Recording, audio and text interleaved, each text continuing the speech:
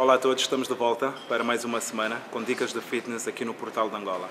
Essa semana o nosso tema é alimentação saudável para desportistas e temos connosco a doutora Sheila Pages, nutricionista desportiva. Olá doutora Sheila, seja bem-vinda a Dicas de Fitness do Portal de Angola.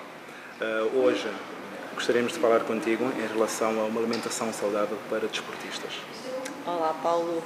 É verdade, a alimentação é muito importante para os desportistas. Há uma ideia errada de quem pratica desporto pode comer à vontade, mas isso não é verdade. Quem pratica desporto deve ter um cuidado redobrado com a alimentação, por variedíssimos motivos. Primeiro, porque quem pratica desporto tem um hábito saudável e a alimentação tem que fazer parte de um estilo de vida saudável. Depois, porque o aporte nutricional de um desportista é diferente de quem não pratica desporto. E devemos ter a preocupação de ingerir os nutrientes necessários para o nível de atividade física que praticamos. Portanto, todos os desportistas devem ter uma preocupação redobrada. A alimentação é constituída por macro e micronutrientes e a distribuição deles a nível de quantidade, de qualidade, deve ser sempre ajustada ao tipo de exercício que nós praticamos. Para nós também seria importante que a doutora falasse um bocadinho em relação a desportistas nesse aspecto que querem perder massa gorda e os outros querem hipertrofia, que nesse caso é ganhar mais massa muscular. Qual é a diferença? Como é que deverá ser o dia-a-dia deles na alimentação? Ambos, de um modo geral, devem ter o cuidado de ingerir macronutrientes, especificamente os hidratos de carbono, as proteínas e os ácidos gordos essenciais, antes de treinar, mas a diferença incide essencialmente no pós-treino. Para uma pessoa que quer perder peso, a doutora vai recomendar uma alimentação com mais proteína. Onde é que vamos buscar essas proteínas? De alto valor biológico. Portanto, na alimentação nós temos proteínas de origem vegetal e proteínas de origem animal. As proteínas de origem vegetal nós podemos ir buscar ao feijão, ao grão. O feijão é o nosso maior fornecedor de proteínas e devemos juntar, por exemplo, com arroz, cereais, porque temos aminoácidos essenciais.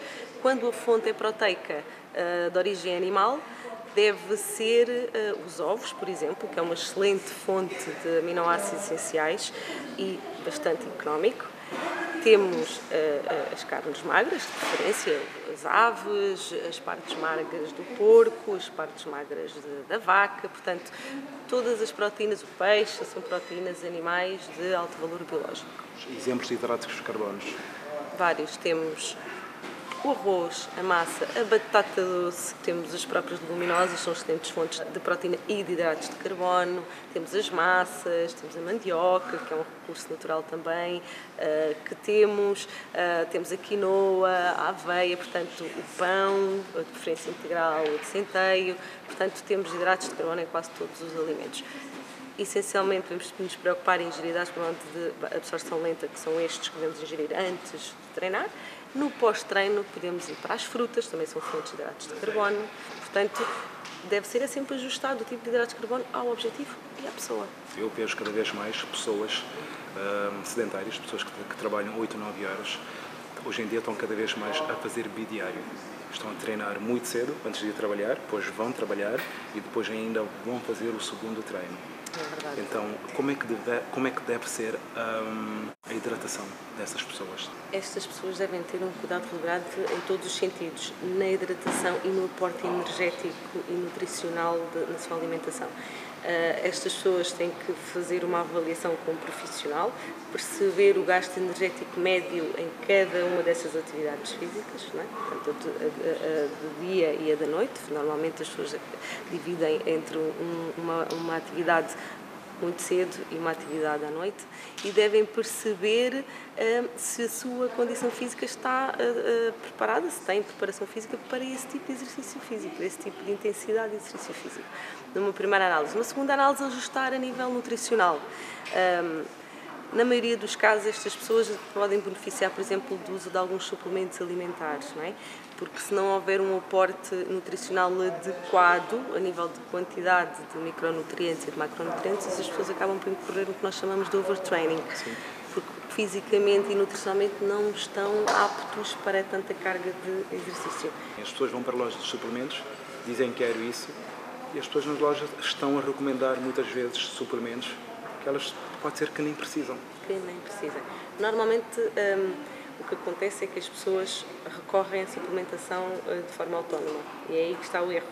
pessoas devem se preocupar em procurar profissionais qualificados que os orientem, porque os suplementos alimentares existem, ainda bem que existem. Existem porque são necessários, senão não teriam tanta utilização, tanta divulgação. Agora, é importante que as pessoas procurem profissionais que os possam conduzir numa melhor utilização, numa adequada utilização desses suplementos. Água durante o dia devem beber quanto? São quantos litros de água que devemos beber durante o dia? Isso é variável, Se for uma pessoa que pratica desporto 2 vezes por dia, tem que quase que duplicar a sua ingestão. Quantos copos, mais ou menos, doutora? Normalmente, uma pessoa quando pratica uma atividade por dia deve ingerir uma média de 2 litros de água nas últimas 24 horas antes da atividade física. Tem que ter cuidado de fazer essa reposição até 15 minutos antes de praticar a atividade física. E depois ingerir durante o exercício físico, se houver necessidade e dependendo da intensidade e da duração do exercício, não é? Porque nem toda a gente pratica exercício físico com duração e intensidade suficiente para ter uma necessidade de reposição hídrica durante. Porque há, por exemplo, situações de câimbras que são provocadas por excesso de consumo de água.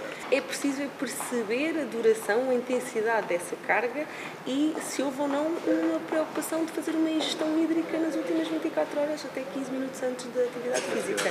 Exatamente.